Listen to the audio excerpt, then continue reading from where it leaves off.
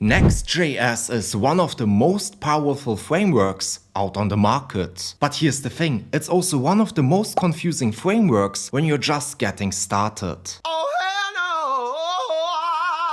You've got the app router, server components, client components, layouts, middleware, API routes, and let's not forget caching. I mean, just look at this. But don't worry, in this free video, I'm going to break down every major Next.js concept in just 1 hour. And what exactly are we covering? Well, this. As you can tell, it's quite a bit. And now, without any further ado, let's dive into the video. So let's start with concept number 1, and that's routing. So I have already initialized the brand new Next.js project, and with that I also already got my index page. But now I want to create a few more routes, like for example a /dashboard route, a /dashboard/users route, a dynamic route, and stuff like that. So let's open our code base, and on the right side you already see the project structure. Again, as mentioned, this is just a default project structure which you get when you initialize a brand new project. And inside of here I want to create my first route. So the most important folder in your project structure is the app folder, because inside of here you define first of all of your routes, but also your core logic. In Next.js you use file-based routing. We use folders and files to create new routes. So let's create our first route. This will be the dashboard route. So in the app folder, we can create a new folder. We will give it the name of dashboard, and then in the dashboard folder we can create a page.tsx file. So as you now see, we have the folder defines the name dashboard, and then we create a new file with the name page.tsx. Now it's super important that you name the file page.tsx and not, for example, hello.tsx or utils.tsx. Next.js will only convert this to a route if you have a folder with a name and then a file with the name page.tsx. And then also it's super important that you do an export default function, not a standard export function. If you don't do an export default function, this also won't convert to a route, and that's not what you want. I created a return statement, and this means if I again go back and navigate to /dashboard, we now see dashboard. So now we created our first route. But how do we create a child route? /dashboard/users, for example. We want to again open our Explorer, and then in the dashboard folder, we want to create a new folder. This will be the users folder, and inside of here, we want to create a new file with the name utils. No, I'm joking. With the name page.tsx. Again, let's do an export default function and let's return something. This means if I now again go back and navigate to /dashboard/users, we now see users. So now we created a standard route, you could say the first layer of a route, and we also created now a child route. But now I want to create a dynamic route, because right now we have this users route, and in the users route I want to, for example, render all of my users. But then I want to also show details of the user, the name, the ID, the age, stuff like that. And to enable this we need a dynamic route, because we want to now navigate the user to /dashboard/users/ the ID of 5. Then we will fetch the data using the ID and then display all of the data for the individual user. So how do you create a dynamic route? Well, again, it follows the same logic. You create a new folder, you give it a name, for example, ID. But before you now click enter, there's one specific thing which you have to change. Instead of just having the name, you want to now wrap the name in these array brackets, in these angled brackets. So with that, you now tell Next.js, hey, I want to create a new route, but this is not a standard route, this is a dynamic route. So let's click enter, and inside of here I can create my page.tsx. Again, this is an export default function, and then let me just return individual user. This means if I save this and again go back and navigate to /dashboard/users/123, I see right here individual user. So this page also works, and again I can also update the ID to 555, and then this still works. But as you all know, whenever you work with dynamic pages, you want to also get this I guess, bracket this value from your URL. Because in this case, I want to now get the ID 555 and then fetch data using the ID because I want to get more details. So how do I get the ID from my URL? Good question. Thankfully, it's super simple. So we want to get our params through the params. Wow, who would have thought? So in older versions of Next.js, you could just destructure this and get your params. But with Next.js 15, your params are now asynchronous. This means let's create a type. This will be params, and this will be equal to a promise because again, our params are asynchronous. And then we can pass a generic, and I want to get an ID, which is of type string. Why do I want to get an ID? Good question. So if you again open your Explorer, we just created a dynamic folder or a dynamic route with the name ID. If I would name this folder hello, then I would also want to get right here hello. If this folder would have a name of yo, then instead of getting ID, I would want to get yo. So whatever you provide right here should also correspond to the name of your folder. So right here we have the ID folder, which means I want to get the ID from my URL. So now we created our type params. This means in my actual params, I can now destructure these. I want to get my params, and my params will be of type params. So now we have our params. So above our return statement, we can create a constant, we can destructure it, and then this will be equal to await params. Then where I destructured, I can get my ID, and now we also get one error, and that's because await expressions are only allowed within async functions. This means we want to mark this function as asynchronous. But now you might say, wait Jan, wait a second. Isn't this unsafe? Well, actually it isn't. It's completely fine to mark this function as asynchronous, and that's because this is a server component. What's a server component? What's a client component? We will come to that a bit later on. But for now, you can remember it's completely fine and recommended to mark this function as asynchronous. And now we have our ID, which means I can render it inside of here. So if I save this and again go back, we now have our individual user 555. If I update the ID to 123, we now see individual user 123. Wow, this was super simple. So now we have implemented standard routing with your individual route and your child route, and we have also implemented dynamic routing, and we also get the value from our URL. But now if I again go back to the dashboard index page, you will see there's no way to redirect the user to the users page, because right now we have to go manually to our URL and type /dashboard/users. This is not good user experience. This means we want to redirect the user.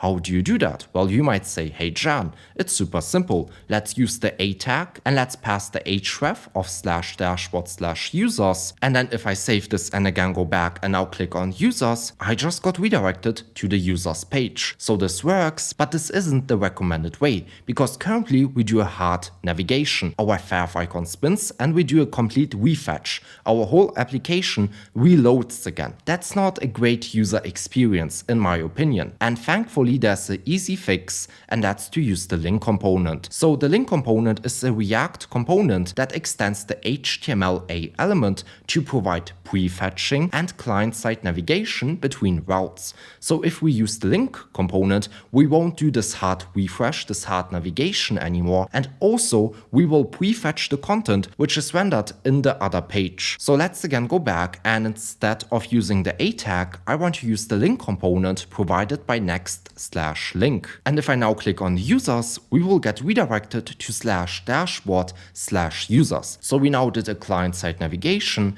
and we also prefetched our content. And if I open my inspector and inspect the element, you will still see that this renders as a standard A tag, as a standard A element. So now we are finished with the basics of routing. You now know how you can create a new route, a dynamic route, a child route, and we also know how to navigate the user, or how the user himself can navigate your pages. But now there's one more thing which I want to show you, which is still, I guess, kind of connected to routing, and that's this layout.tsx file. What is this file and what does it do? Well, the layout file creates a brand new layout. Wow, who would have thought? So let's quickly look at the documentation, and here you'll see a layout is UI that is shared between multiple pages. On navigation, layouts preserve state, remain interactive, and do not re-render. So here's a little diagram. So this is our dashboard route. And now let's imagine the following. For the dashboard, we want to render a nav bar. And then underneath the nav bar, we want to render all of our content. So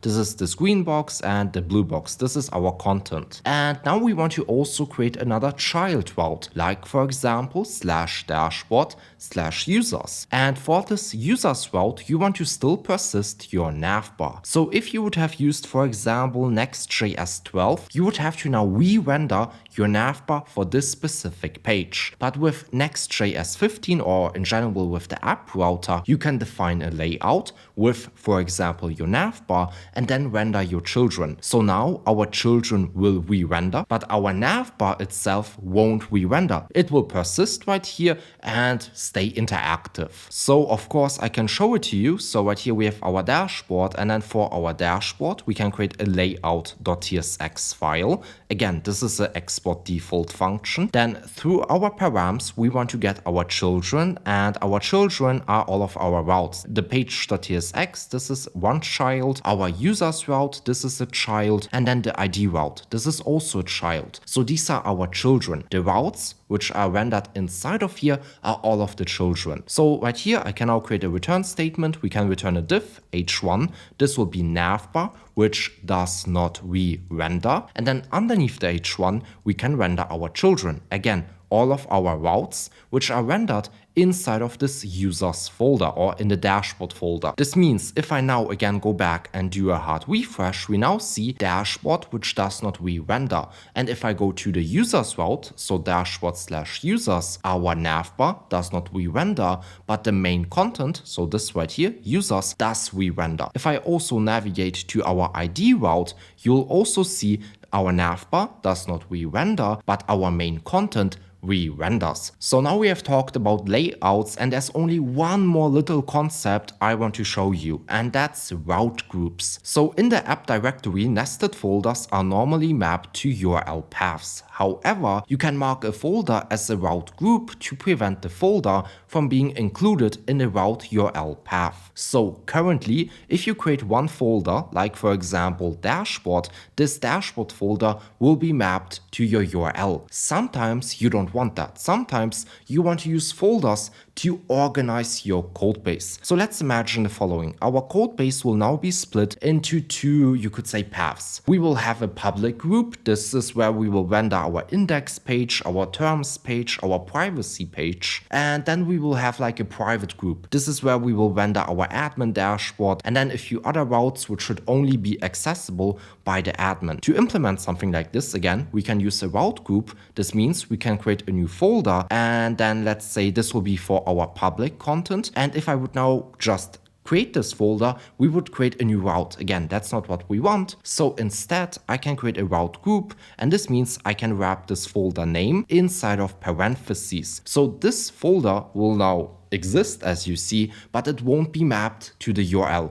It will only be used to organize the rest of your route structure. So as mentioned, for example, in my public folder, I want to render my index page. This means I could take this page.tsx and render it or move it to my public folder. My public folder does not map to the URL, and since this is pretty much the first layer in my app folder, this page.tsx will still stay an index page. So if I go back and do a hard refresh, or in other words, if I navigate to my index page, everything still works. I'm not sure if you hear this, but this is a wedding. So we are now finished with routing. We have covered everything that you need to know. And also one thing which I want to again mention, our route group is not mapped to the URL. This means if I would create an about route inside of this public folder, then we wouldn't have a /public/about route. No, it would be rendered as /about because public is not mapped to the URL. Okay, I think you now all understand this, and now we can continue with the next concept, which is data fetching. So in Next.js, there are a lot of ways to fetch data, both on the server side and client side. But the best way to fetch data, in my opinion, is through server components. What is a server component? Good question. So with React 18, we got server components. And as they say right here, server components are a new type of component that renders ahead of time before bundling in an environment separate from your client app or SSR server. I'll be honest with you, this here sounds very confusing and it does not say a lot. So what exactly is a server component? Well, a server component is pretty much a component which only runs on the server side, which also means you can fetch data in the server component. But the problem is a server component can only run on the server side. And what does this mean? Well, it does not ship any JavaScript bundle. So a server component is super fast, it's super quick. You get almost an instant response because there's no JavaScript bundle. This means your code base at the end of the day, the bundle size stays quite small. But the problem with server components is that you can't really use any features that require a JavaScript bundle. And that's where client components come into play. So client components allow you to write interactive UI that is pre-rendered on the server and can use client JavaScript to run in the browser. So to summarize it, the Next.js app router pretty much uses two things, you could say. You have server components, you have client components. You fetch data with server components. They make your website fast because there's no JavaScript bundle attached. You use client components to create interactivity. Inside of there, you can use the useEffect hook, the useState hook, the usePathName hook, whatever. Whatever requires a JavaScript bundle needs to be rendered or needs to be used in a client component. And also, every component is by default a server component. So this page.tsx is a server component. This dashboard page.tsx is a server component. Every route inside of our app folder right now is a server component. But this also means if I initialize the useState hook in my index page and save this and again go back and do a hard refresh, we get an error. And that's because we are importing a component that needs useState. And this hook only works in a client component. This means we want to now mark the function or pretty much the component as a client component. So on top, I can mark this as use client, and if I again go back, this error goes away. But this also means I can't fetch any data inside of here anymore. You can only fetch data in a server component. But I don't really want to fetch data in my index page. Instead, I want to fetch data in my users page. So my users page should render all of my users. So for that, we can use a JSON placeholder API. This is like a dummy API which provides dummy data. And inside of here, we have a users API which provides or returns 10 users. So I can copy the API. I will also have a link in the YouTube description. And now inside of here, I want to fetch data. So you can fetch data by going above your export default function. And then we can do an async function. This will be get users. And inside of here, let's do constant response equals to await fetch. As an argument, I will provide the URL. And then let's await our data and let's return it. Then inside of my export default function, I can do a constant data. And this will be equal to await get users. I can invoke it, we get one error. That's because we want to mark our function as asynchronous. And again, this is safe to do so because this is a server component. It's not marked as use client and we don't import any hooks or any just in general features that need a JavaScript bundle. And now I can map over my data. So I can just delete my link. I don't need it anymore. Let's get a UL tag. Let's get our data. Let's map over it. And then inside of here, I want to return my li with the link component to redirect the user to the actual user ID page. Also, we currently get one error for the user because user is of type any, but don't worry about it. We can fix it later on. So again, to reiterate, we now fetched our data. We are in a server component, so this means this is safe to do so. We then await our data. In our export default function, I then map over my data. I return a link component with the href of the user ID because I want to redirect the user to our dynamic URL right here. And then I just render the username. So if I save this and again go back, you now see all of my users right here. So in total, we have 10 users. And if I click on a user, I will get redirected to individual user 3. I can also click on this user, and now we got redirected to the individual user 6. Now we can also fetch the data for our individual user. So let's go to our ID page, and then inside of here, I can fetch my data. So let's create an async function, get user. As a param, I want to get the user ID, which is of type string. And then inside of here, we can create a constant response, and this will be equal to await fetch. And then as an argument, I want to provide first of all upticks, then my URL, so JSON placeholder / users, and then the dynamic value of my user ID, which I get through my params. Now we can await our data, return our data, and now I can get it in my function. So in the export default function, let's create a constant user or constant data, and this will be equal to await get user, and as the argument, I will provide my ID, so the ID which I get through my params. Then I can pass my individual user name. So if I again go back and do a hard refresh, we now see individual user Dennis Schulist. If I again go back and click on this name, Chelsea, we now see individual user, Chelsea Dietrich. I can also, of course, get more data like the data.email. And if I again go back, you see the email right here. And also you might ask me, hey Jan, so what is if I need interactivity? So let's imagine this ID page needs a useState hook. If I now initialize a new useState hook right here and save this and again go back, you'll see we get an error because this is a server component, right? But if I mark this as useClient, this also won't work. Then we will get another error. We can't fetch any data. So as you see, there's nothing. And right here we also get a linting error. So how can I get interactivity with server components? Well, you would create a separate component, to be honest with you. So in our components folder, we could create, for example, interactivity.tsx file. So as you now see, I created a new component, interactivity.tsx. This component is marked as useClient, and then inside of here, I just initialized my useState hook, and I created a simple counter. I can now get this, or I can use this component, and I can render it in my individual ID page. So inside of here, I can just get the interactivity component, let's import it, and this is self-closing. This means if I again go back and do a hard refresh, I should get my data. I don't get it. That's because I still import useState. So if I now again go back, everything should work. And yes, we get our data for our individual user, but I also have my counter. So if I click on the button, our counter updates. So now we have this nice blend of interactivity,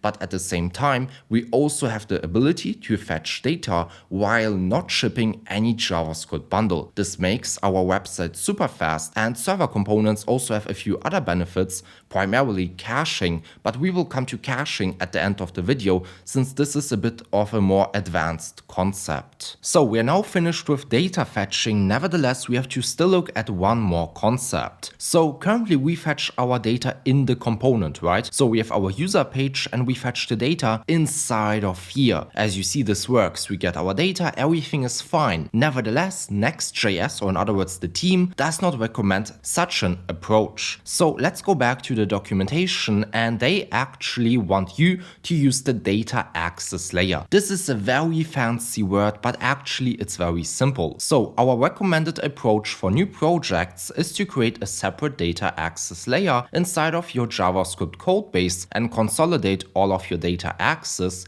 inside of there. This approach ensures consistent data access and reducing the chance of authorization bugs occurring. It sounds quite complicated, but all they try to say is that, hey, instead of fetching your data in the component, how about you consolidate this query logic into a separate file, because it will first of all make it easier to organize everything, and secondly it will be also easier to authorize your requests. This means we can open our Explorer. Inside of here, let's go in the app folder. I personally like to create a data folder, and then in the data folder I like to create, or in this case I want to create a user folder because we fetch user related stuff. So in the user folder I can now create two files. First of all, the get-user.ts file, and then also a get-users.ts file. So I can now go to my individual route. I can just copy this async function. Let's convert this to an export async function. And now inside of here, I can import my get-user function from my data access layer.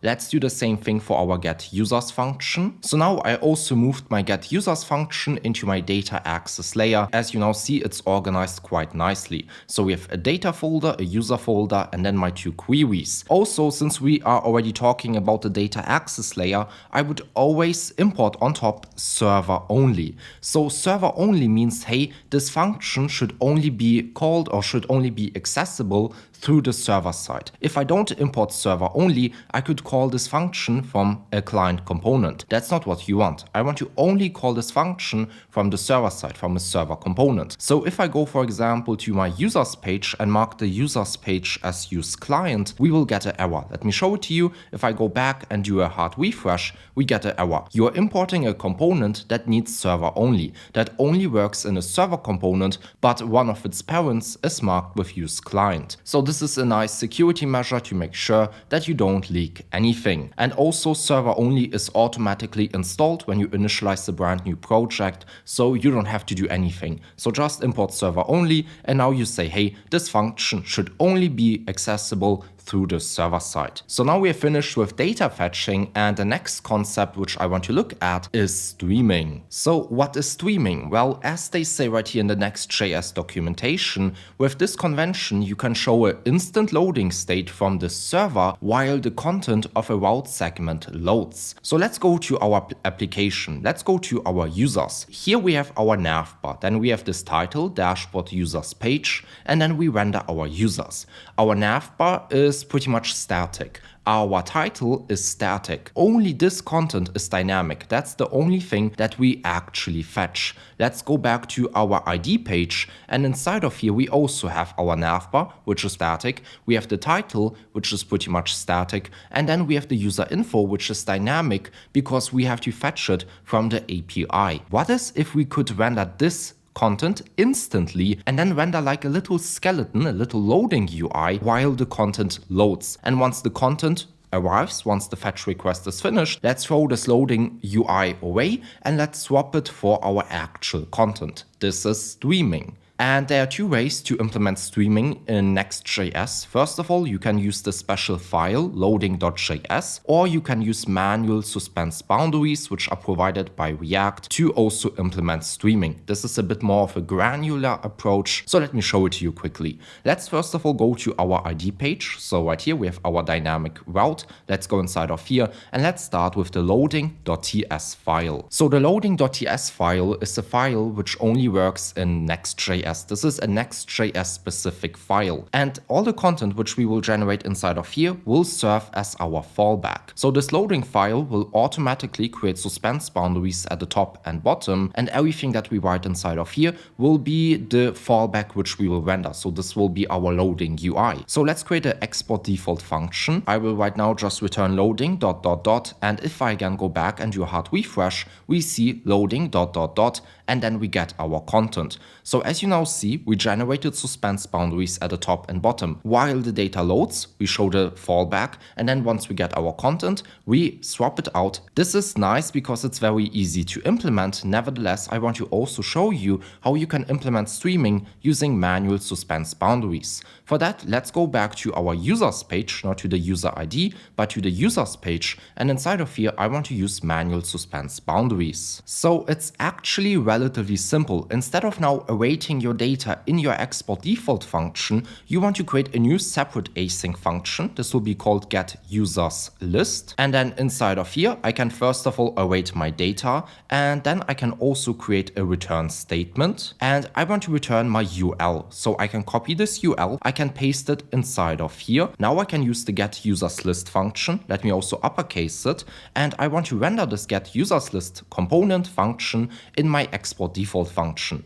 So let's get getUsersList, and let me also delete the constant data await getUsers from my export default function, and let me delete the async keyword. So let's again summarize what we just did. So we now have an export default function. Inside of here, I return a div and h1, and then I render my getUsersList component, function, whatever. Then underneath this code, we have our async function getUsersList. This function awaits our getUsers function, and then we map over our data. So this means if I save this and again go back and do a hard refresh, nothing changes. We still wait for the data to load. So now let's suspend our data. So let's wrap our getUsersList component in suspense boundaries, and these suspense boundaries are imported from React. Then for our suspense boundary, I can provide a fallback, and for now I will just provide loading ...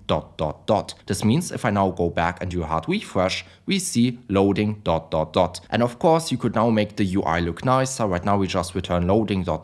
You could also render a full-on component with a skeleton and stuff like that. And yeah, this is now finished. Let's now continue with our next concept, and that's mutations. So there are two ways to create mutations in Next.js. You first of all have route handlers, API routes, and then you have server actions. We will look at both. Nevertheless, let's first of all start with server actions. So server actions are asynchronous functions that are executed on the server. They can be called in server and client components to handle form submissions and data mutations in Next.js applications. At the end of the day, server actions are just normal functions, but the key difference is that you mark them with this useServer directive. If you wouldn't use this useServer directive, then you would just create your standard async function which runs on the client side. But with the useServer directive, we tell Next.js, hey, this is a function, but this function should only run on the server side, not on the client side, only the server side. And that's already all. You can initialize a server action both in the component itself, but you can also create a server action in a separate file or even in multiple separate files. We don't have to look at project organization. Just remember this, you can create a server action in the component or in a separate file. But we will create a separate file. So in the app folder, let's create an actions.ts file. Inside of here, as mentioned, we want to use the useServer directive. So let's mark the file as useServer. And then in this file, we can now create our first server action. Let's maybe first of all look at the example. So right here, I have created a dashboard creation route, and we have a creation page to create a new to-do. We have an input and a submit button. And if we look at the code, you'll also see this is my server component creation page. I first of all fetch my to-dos. Currently, I don't have any, so I don't render anything. And then I have my cart, and then in the cart, I render my to-do form. My to-do form is the client component. Inside of here, we have our form with the input and button. And then for my input, I also added an onChange handler. That's because I want to update my state with the title. So we store this title in state, and then we have the handle submit function, which currently has a try catch statement, but we don't do anything in the try statement. I want to now call my function, my server action, in the try statement, and then create a mutation. And of course, as already mentioned, server actions work both in client and server components. So let's go back to our actions file and let's create an export async function create to do. In the params, you can now get two things. You can either get your form data and then get your data through the form data, or you can say explicitly, hey, I want to get a title, which is of type string. And then inside of here, let's create a mutation with Prisma. So await prisma.todo.create, and I want to pass the title, and the title will be equal to the title, which we pass right here as a param. And since this is now finished, we can copy the name create to do. Let's go back to our to do form, and then in my try statement, I can call my server action. So let's do await create to do. Let's import it from the actions file, and if I invoke it, I get one error. That's because I'm missing one argument, which is our title. So I can provide my title, which I get from my state, from the useState hook, and now we are already finished. So if I again go back and do a hard refresh, everything still works. And if I pass for the title, this is a test, and click on create, this should create a new to-do. But we don't see anything right here. As mentioned, if I again scroll to the bottom, or if I go to the actual page.tsx, I fetch my data and I map over my data. But I don't get the to-dos right here. But if I do a hard refresh, I will see my to-do right here. This is not quite what I want. When I create a new to-do, I want to also pretty much update my UI. I want to get my content. So there's a very easy solution to achieve this. You want to now use inside of your server action underneath your mutation the revalidate path function provided by Next.js. Let's invoke it, and as the argument, I want to revalidate the page, which is /dashboard/creation. So Next.js very heavily caches your data. This means once you create a mutation, you want to tell Next.js, hey, I got new data, please update the page, please revalidate the cache. And that's exactly what we're doing right here. And now let's again test it out. So for the title, I will pass some gibberish, and if I click on create, this should now update. And that's exactly what we have right here. I see my new to-do. And you can also chain this function. This means you can call it multiple times. You can revalidate your creation route, your index page, and then whatever. So if you're using this data in multiple places, then you will also want to revalidate multiple paths. So one thing which many people don't know is that server actions are actually public endpoints. So if you go to the documentation and literally scroll to the bottom, not to the top, but to the complete bottom, you'll find a section on security. And here they will say, by default, when a server action is created and exported, it creates a public HTTP endpoint. And we should treat it with the same security assumptions and authorization checks. And you know what's funny? Most people don't authorize their server actions because they think that server actions are some sort of private endpoints. This is not true. You want to treat the server action like a standard API route. This means in a perfect environment, you want to actually check that the user is authenticated and allowed to create this mutation. Currently, we don't do that, so in theory, I could go to my inspector, go to the network tab, copy the action ID, and then create a mutation without ever using this UI. And of course, that's not what you want. So here's what we'll do. We will implement auth, and we'll do that with Kind. Kind is the sponsor of this video and my favorite auth solution. Let me quickly introduce to you Kind. So Kind is an auth service which offers both authentication and authorization. For authentication, they offer all of the standard stuff that you need: password auth, passwordless auth, SSO, machine-to-machine connections, social login, and multi-factor auth, which you can enable with one click of a button. Also soon they will offer billing, which means it will be super easy to implement subscriptions and you won't have to ever touch Stripe. But now, since you know what Kind is, I think you can first of all go to the YouTube description, click on the first link, and then we can get started. So let me first of all sign in. And now you want to create a new business with a business name, Kind domain, number of employees, and region. Let's save this. As you now see, my business has been created successfully and now I can open it. Once opened, we will get a little onboarding guide. So I want to use Kind with my existing code base. I want to use Next.js. This is the tech stack which we use. And then I want to allow my users to sign in with email, Google, and GitHub.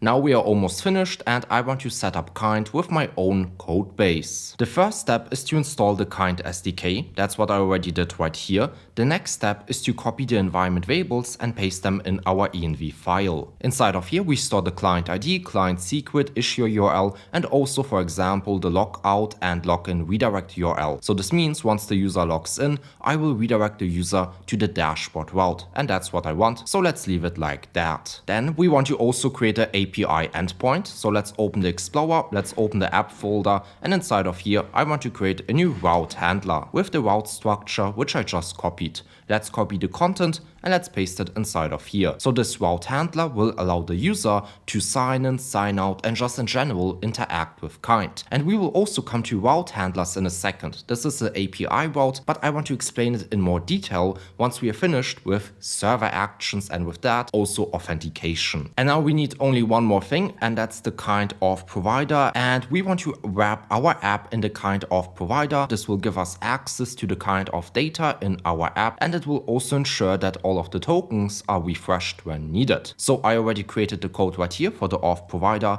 and now we want to open our layout and we want to wrap everything in our auth provider which we just created. And now we already set up Kind. So now I have my nav bar and I want to enable the user to log in and register. So let's open the nav bar, and inside of here I want to get two components. If you go to the quick start guide, this is the register and login link component, and these two components will will redirect the user to the individual authentication pages, meaning either the register page or the login page. And since we now imported the two components, I can now swap my button for my component, in this case the login link component, and for this button the register link component. Since these components are headless, I will also provide a class name of button variants to style them like shared CN buttons. And if I now click on register, we will get redirected to the kind hosted authentication page. I can now register either with Google, GitHub or email. And I will continue with Google. And now as you see, I got redirected back to our dashboard. This is the post login redirect URL. And on the top right corner,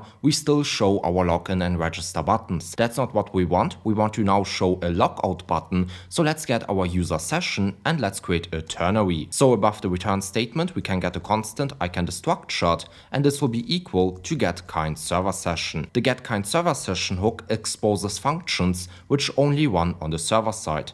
I want to get a get user function, so let's create a constant user, and this will be equal to await get user, since the get user function is a promise which needs to get awaited. We want to now mark our function as asynchronous, our navbar component to be specific, and now we get our user. And now let's create a ternary and let's say, hey, if we get a user, then let's render a logout button. If not, let's render our login and register link. So now this is finished, which means if I again go back and do a hard refresh, we should see our logout button. And if I click this button, we should get redirected back to the index page, and now I'm also logged out. Let's again log in. Okay, so I'm again logged in, and now let's secure our server action. And since we already learned about the data access layer, let's create a require user function. So let's open the app folder, let's open the data folder, the user folder, and let's create a require-user.ts file. Then inside of here, let's first of all import server only. I want to only allow the user to call this function from the server side. And then inside of this function, let's again use the get kind server session hook to get the get user function. And as you all know, the get user function is a promise. So let's await our promise. And since we now get our user, let's create an if check and let's say, hey, if we don't get a user, or in other words, if we don't have a valid user session, then let's redirect the user, and we can import for that the redirect function provided by Next/navigation, and let's redirect the user to /API/auth/register. And then at the end, if we have a valid session, let's just return our user. So now we created a new function in our data access layer, require user, and I can call this require user function in my server action. So this means above our Prisma mutation, I can call await require user. So this is the function which we just created, and if the user does not have a valid session, we will redirect the user to sign in, and we won't allow the user to create this mutation right here. But if the user has a valid session, then we will create our mutation and continue as normal. So let's test it out. Let's again go back. Let me open the dashboard/creation route, and if I now pass some gibberish and click on create, we should see it at the bottom, and that's exactly what happened. But let me quickly log out and let's do the same thing but without a valid session. So I will again pass, hey, I'm not authenticated, and if I click on create, you should now see that we will get redirected to the kind authentication page. So this worked exactly as expected, and that's great. So our server actions are now completely secure, and that's exactly what we wanted. But now let's also look at route handlers, or in other words, API routes. So let's start with the basics, and that means what even is a route handler. So route handlers allow you to create custom request handlers for a given route using the request and response APIs. Also, you'll see that all of the, let's say, most important HTTP methods are supported. This means get, post, put, patch, delete, head, and options. But in most cases, you will only use get and post, and maybe even put. But yeah, at the end of the day, a route handler is just your standard API route which is publicly accessible. What's the difference to a server action? I just mentioned that a server action is also a public endpoint. Well, a route handler is specifically designed to be a public endpoint, to call it also from different applications. A route handler in theory is designed to only be called from the application itself. Nevertheless, as you already know, there are ways to call a server action without using the UI, only using the next action ID. So now let's implement our first route handler, and for that we will just pretty much convert this code, this mutation, to an API route. So how do you create an API route? Well, we already created one. In our app folder, we created an API folder or folder kind of folder, and then this route.ts. This is a route handler, but let's create our own. So let's go in the API folder, and inside of here, let's create a new folder with the name create-to-do. Inside of here, I want to create a new file, and the name will be route.ts. It's super important that this file is called route.ts and not utils.ts or test.ts. Next.js will only accept this route handler if the file is also called route.ts. So this follows the same logic as our page.tsx. And inside of here, let's create our route handler. This is a post request. So let's do an export async function, uppercase post. Let's invoke it and open it. So with this post keyword, I just tell Next.js, hey, I expect a post request. If we get a get request, then Next.js will automatically throw an error because I want to only get post requests. And then in our params, we can also get a request object. And now let's get our title. So let's create a try and catch statement. In the catch statement, we can do a return next response.json with an error message and status. And then in the try statement, let's get our data. So constant data equals to await request.json. And then we want to get our title from our JSON. So let's do a constant, let's destructured. This will be equal to data. And where I destructured, I can get my title. So now we have our data, which means we can create our mutation. So let's do await prisma .todo.create, and for my data I want to pass my title. And now our mutation is finished. Let's also return a successful response. Again, I will use next response, which is the adapted version of the standard response object, and we will again return a message and a status of 201, which means everything was successful. So now we created our route handler, and let's also protect our route handler because this is a public API route. So above our constant data await request JSON, we can call our require user function, which will check if the user has a valid session. If not, we will redirect the user to authenticate. And also quickly, I forgot to mention it, but inside of here we use the redirect function. The redirect function is what allows you to redirect the user. So whenever you need to redirect the user, both on the server side but also client side, I want you to use this function, and then as an argument you will pass the URL to which you want to redirect the user. So in this case, this is our route handler. To be specific, the current route handler, and current will get this request and redirect the user to the hosted authentication page. But now let's call our route handler. For that, we can open our to-do form, and inside of here we can delete the await create to-do, and instead let's create a constant response. This will be equal to await fetch. As an argument, we have to pass the URL. This means /API/create to do, because again, we created our route handler in the API folder, then we created the create to do file or folder, and then the route.ts file. So /API/create to do. So this is a post request. So let's add a method. This will be uppercase post. And then let's also add headers, and this will be of content type application JSON. The last step is to add our body, and this will be JSON.stringify, and then we can pass our title.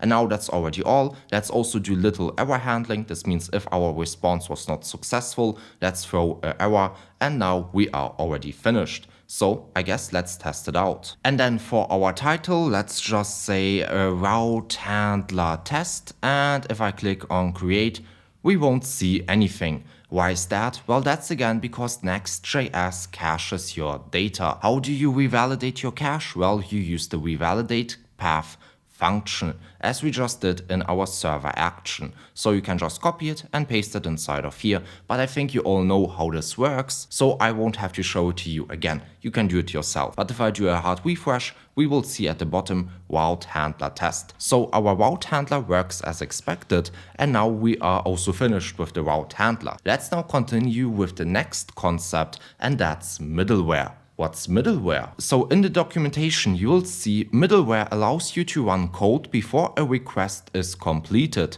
Then based on the incoming request you can modify the response by rewriting, redirecting, modifying the request or response headers, or responding directly.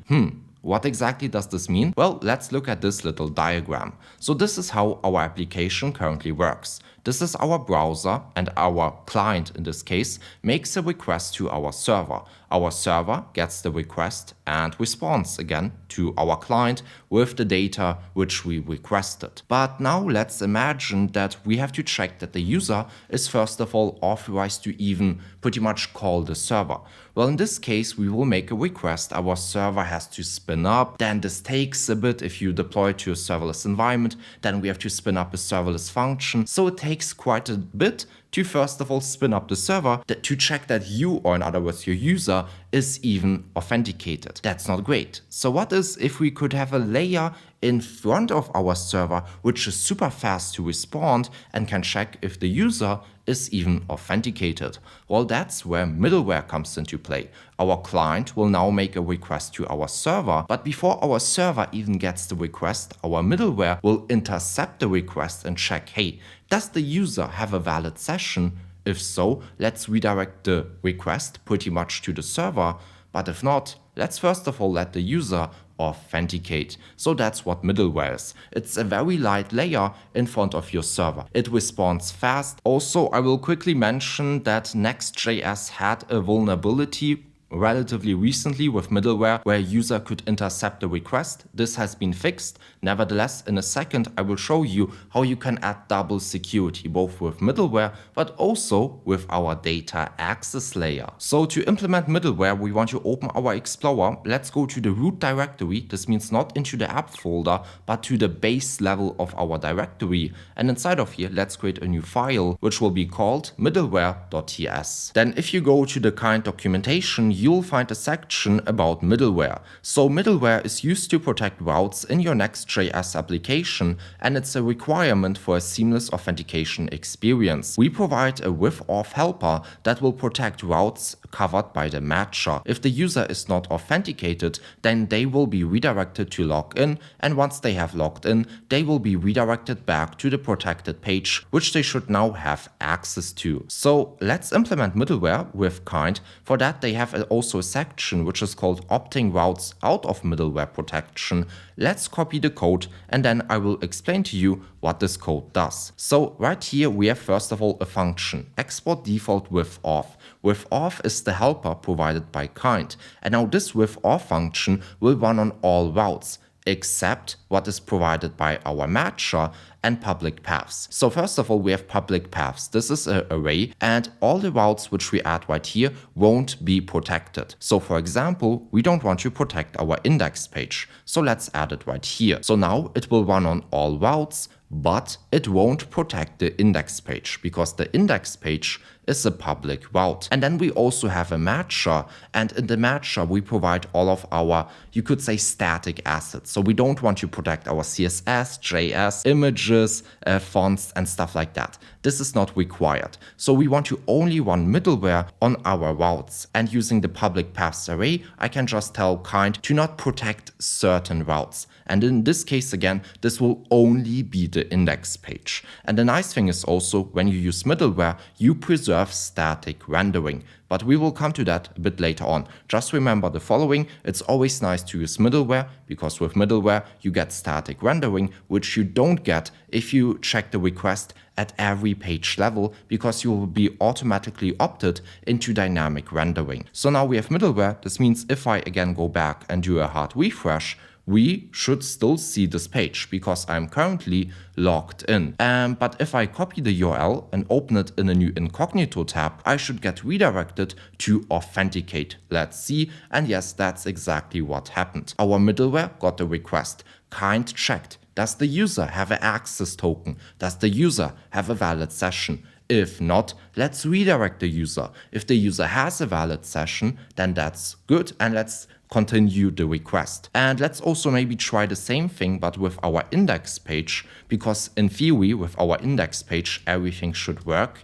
And let's see. And yes, as you see, our index page works as expected. Kind saw I added the index page as a public path, so it did not protect this page. Middleware still intercepted the request, but it did not validate the user. But as mentioned, recently we had a vulnerability. This means if you only used middleware, well, then you were I think you understand what I mean. So how can we add double protection? We have middleware, but now we can also validate all of the requests in our data access layer.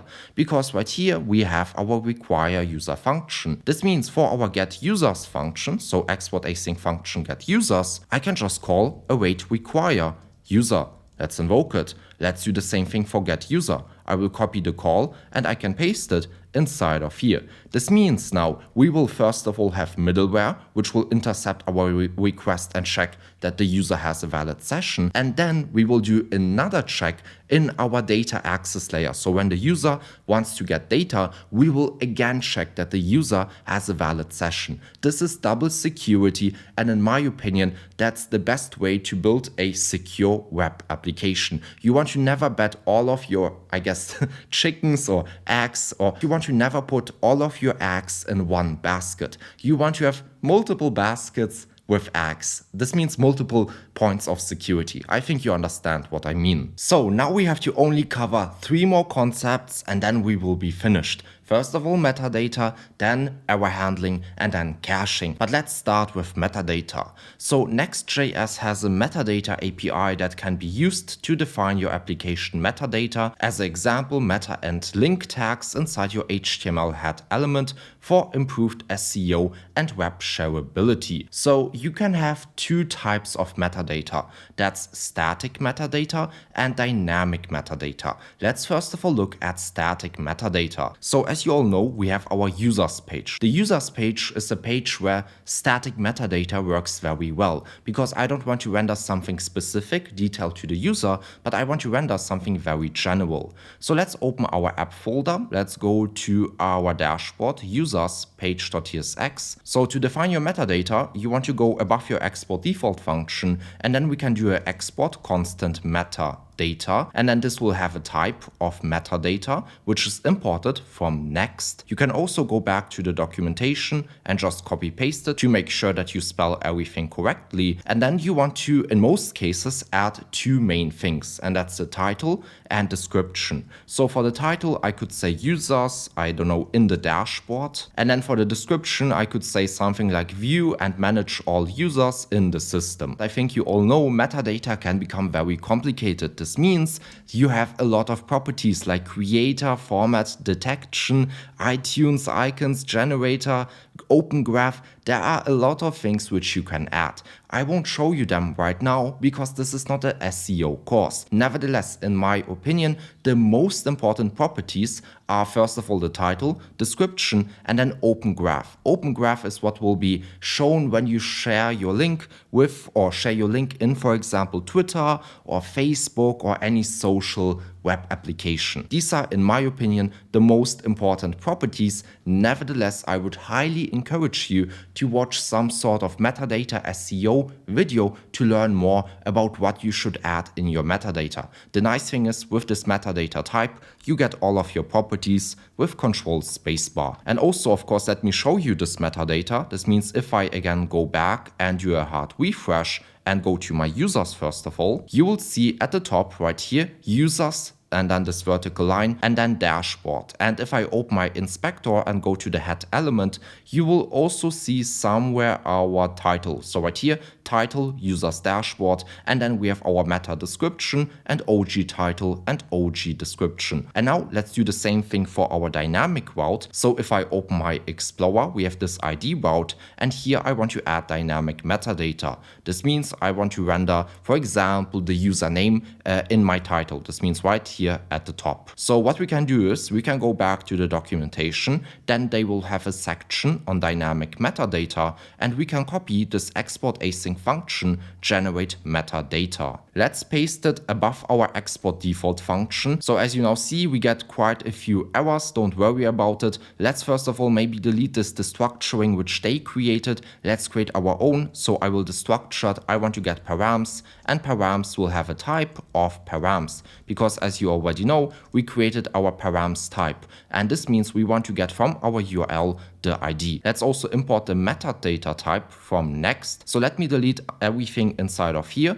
From my params, what do I want to get? Well, I want to get the ID, and now I want to fetch the data which is required. This means we want to use the getUser function. So let's do a constant data equals to await getUser, and then as an argument, let's provide our ID. And now we can create our metadata. So let's do a return statement. Let's open the object, and let's for now, first of all, only return a title. And as mentioned, I want to return the username. So let's use our dynamic value, $object brackets, and I want to get my data.name. And then let's also do a vertical line and then say dashboard. I will also provide a description, and I will say view and manage details for the username working at company XYZ. Let's test it out. So if I go back and click, for example, on this user, and the title we see Mr. Dennis Schulist, the vertical line dashboard. And if I open the inspector, we should also see something. So in the head, we should now have our title. That's what we have right here,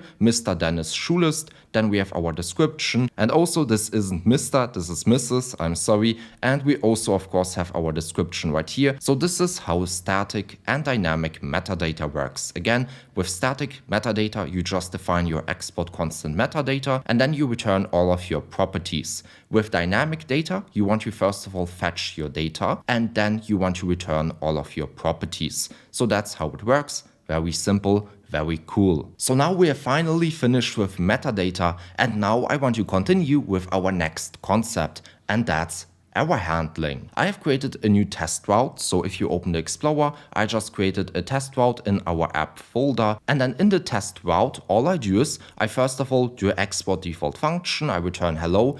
And then I also fetch data. And here's one important thing. I misspelled the API route. This should be to-dos and not to-dos. So what does this mean? This will probably throw an error. And that's why I check, hey, if we get an error, let's throw a new error. So let's test it out. If I again go back and open my URL, this means if I navigate to localhost 3000/test, and now you'll see we get an error, and this error looks quite ugly. Instead of rendering this error, and also later on in production you won't see such an error, but just the default Next.js error, instead of rendering this, I want to render a custom error, a beautiful error, my own error. So how do you do that in Next.js? Well, who would have thought we want to again create a file. This time the error.ts file. So an error file allows you to handle unexpected one-time errors and display fallback UI. One thing which you have to remember is that error boundaries must be client components. So you have to always mark this error file as use client. It does not work as a server component. And now we can just copy this code, this example. Let's go back, let's open the Explorer. Then for the test folder, I can create an error.tsx file, and then I can just paste the code which I just copied.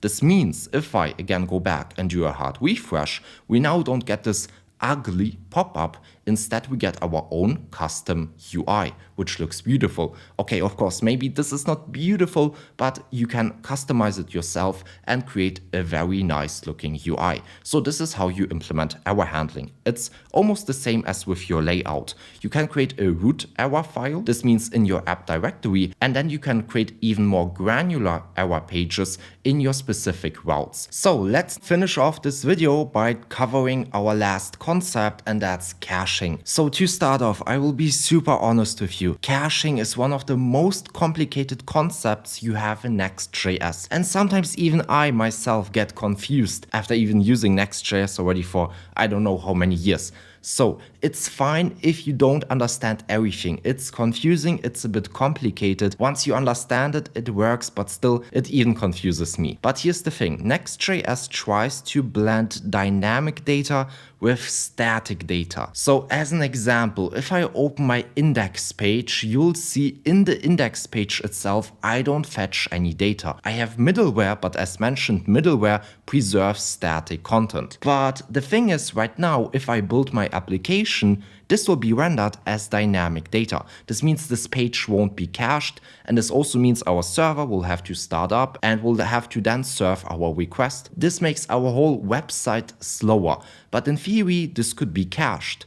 So first of all, let me show you what I mean with dynamic rendering. So if you go to your terminal, you can run a command which is called pnpm run build. This will build your application, and this will also show you what routes are dynamic and what routes are statically rendered. So here you will see all of my routes. So we have our index page, we have our not found page, our route handler, our dashboard routes and stuff like that. And then you will also see this F stands for dynamically rendered, but we want to see a S because S would stand for statically rendered. So as an example, our route handler is dynamically rendered. This makes sense. A route handler can't be cached, but our index page, our not found page, they can be cached. What's the problem? Well, the problem is relatively simple. We have our navbar. In the navbar, I get my user session. My navbar is rendered in the layout, and this makes my children automatically dynamically rendered.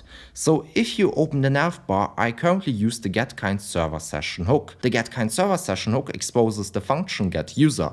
The getUser function runs on the server side. And again, this navbar is rendered in my layout, in my root layout. And this means all of my children become automatically rendered dynamically. Not good. So here's an easy fix. Instead of getting our session through the server side, we want to get our session through the client side. So let's mark this component as use client, and then also instead of using the getKind server session hook, I want to use the useKind browser client hook, and then let's delete this await modifier and also the async modifier. So in theory, this should now make our static routes static. So let's again build our application. Okay, and as you now see, we have a few more dots. What is a dot? Well, if you go a bit to the bottom, you'll see a dot stands for static, so pre-rendered as static content, and then a F stands for server rendered on demand. So if you now look at this table, you'll see, okay,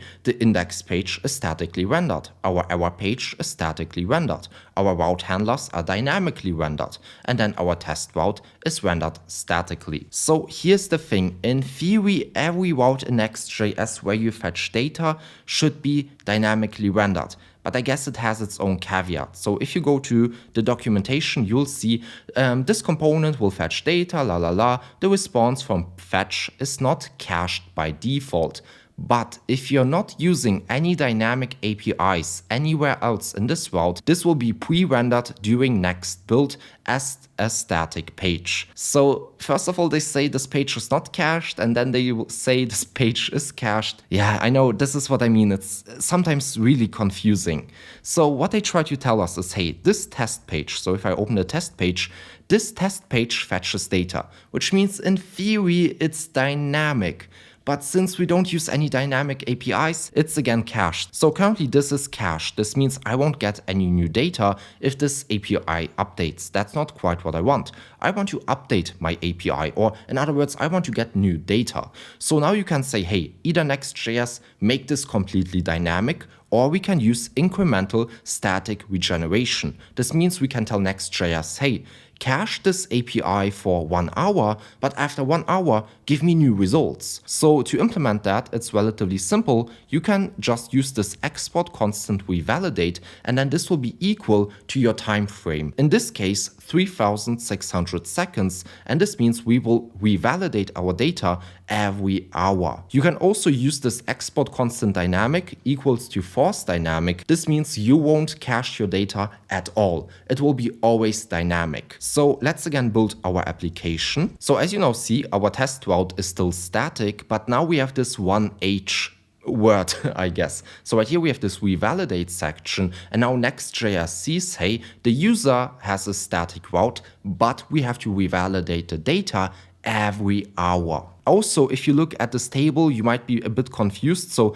this dashboard users page is rendered dynamically. The dashboard creation page is rendered statically. Why is that? Well, if you open the users page, for example, you will see we use right here our params. And again, if you go to the documentation, if you're not using any dynamic APIs anywhere in the route, the page will be rendered as a static page. It will be pre-rendered, but because we are using params, our page will be automatically opted into dynamic rendering. And that's also why, for example, our creation route is rendered as static content. We only fetch our data, we don't use any dynamic APIs, and that's why you see this, oh, our creation route is static. Of course, you can change that. So if you again go back, we can copy this export constant dynamic.